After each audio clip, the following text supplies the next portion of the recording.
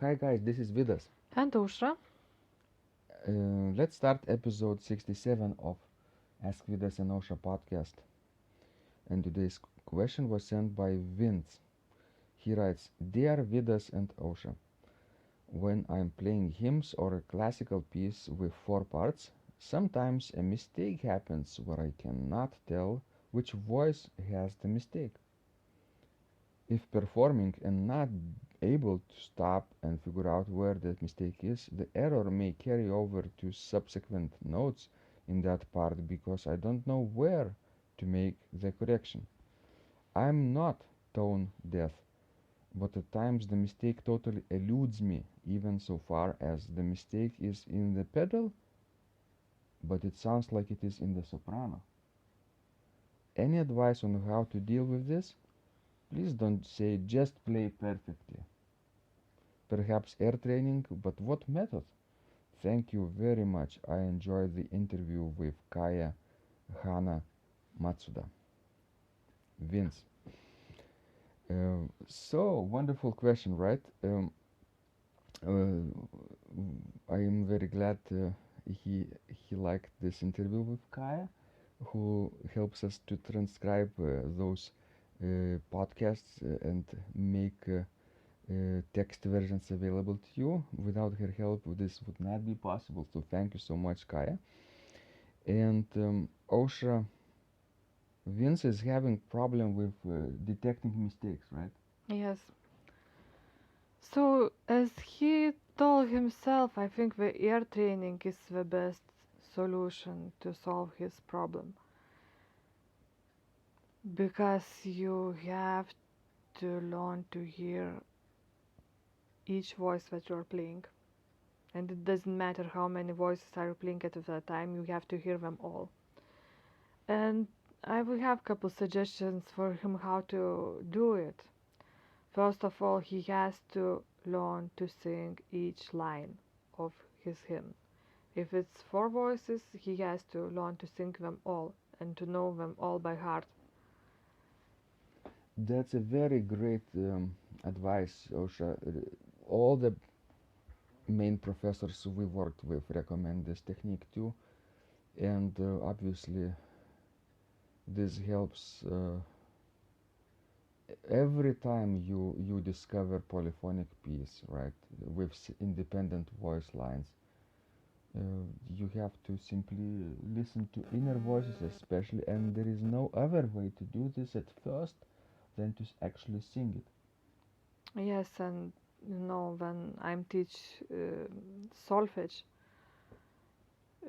we sing four part exercises, and the main technique is that the student comes to the piano, and for example, I'm telling him or her, sing me tenor. It means that he or she will sing tenor line and will play the other three parts together. Aha, so the tenor will be silent Yes, tenor from will the be keyboard. silent from the keyboard, but he or she will sing it. That's an excellent technique. It develops, your ear very well. How do students react to this at first? Is it frustrating to them? Yes, it is frustrating for them. Not so much for choir conductors, but for other majors, yes. And everybody wants to sing soprano line, but I never asked to sing soprano line because that's the easiest part. And bass, it's not so bad, but alto and tenor are the hardest voices to sing. But we are very useful, for your ear training. But they don't start with four-part texture, don't they? Yes, if it's hard for you to do that, you have probably just to take a bitinium. Mm-hmm. I mean two voice piece, and play one and sing another one. I would even think that Vince should start with a single part, single voice. Just imagine it's a counterpart exercise, just like organ playing. So air training is sort of also an art and a skill you should develop equally well over time. And with organ, you could start with one single line. So why don't you start with one single line when you sing those melodies, right? Yes, From yes. your own piece or a hymn. You don't need to actually uh, get a special air training book for that. Well, If hymnal is excellent source Mhm. of things. You can do exercise from any of the hymn. Yeah, absolutely.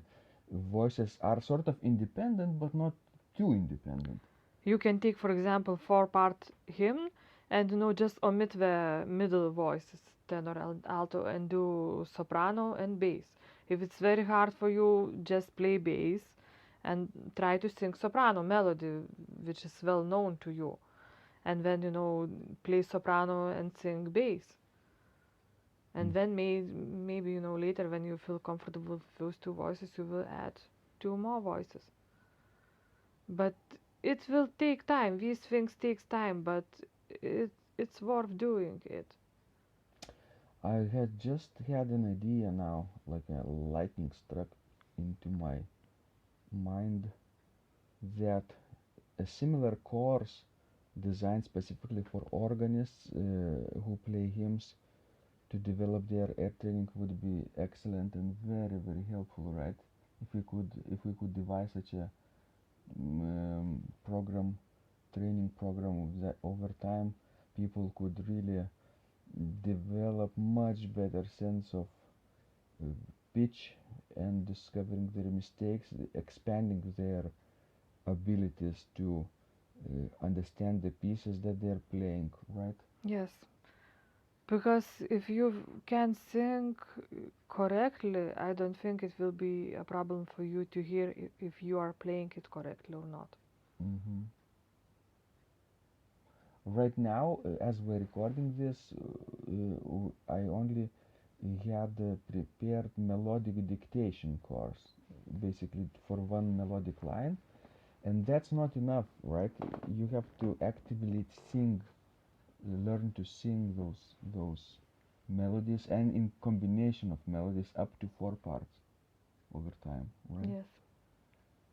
So, guys, maybe we will try to figure something out and systematically develop such a training so that you could simply mm, jump in and get started with the materials and over time develop your sense of pitch just like we would teach our students at school, National Čiurlionis Art School in Vilnius, which is extremely well equipped with theory and music, harmony training and things like that for musicians.